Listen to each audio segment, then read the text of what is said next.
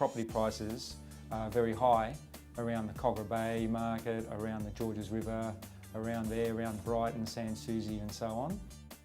And I think really it's maybe a bit of an undiscovered area in a sense, because when I look at the statistics, everyone talks about the inner west and the eastern suburbs, but they don't really factor in the southern suburbs.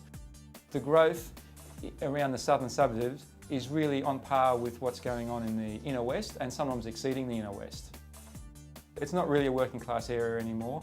A lot of the factories are moving out west and consequently that land is being rezoned for residential. And you're getting people buying up that land.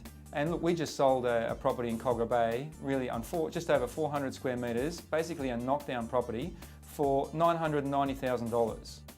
That house was in Kogarah Bay, which is a suburb that has water, but the house didn't have water views. It wasn't on the water. It was just a knockdown house on just over 400 square metres of land. The prices in this area are so high because people can see the lifestyle choices this area has to offer. There are cafes, there's the water, there's the beach, restaurants, and I think it's just the hub in the southern area, and people like to be around here.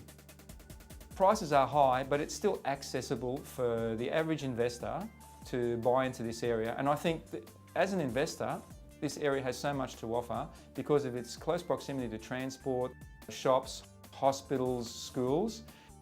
People are starting to see that, and you're getting an excellent return on investment. You're getting great capital growth, probably on par with the best suburbs in Sydney, and it's actually affordable housing here.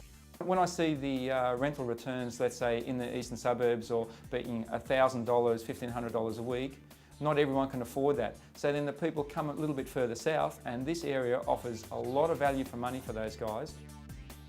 People work in the city, and it takes them about 20 minutes to get into the city from here. We've got water, and people love living near the water.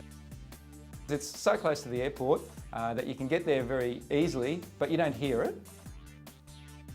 It's hard to say whether the prices are going to go up or plateau. I would normally think they're going to plateau after such strong growth. However, look, we just sold a property today. It's 10% above reserve. Phenomenal price for a knockdown house in Kogarah Bay. This is probably one of the best areas to live in, without a doubt.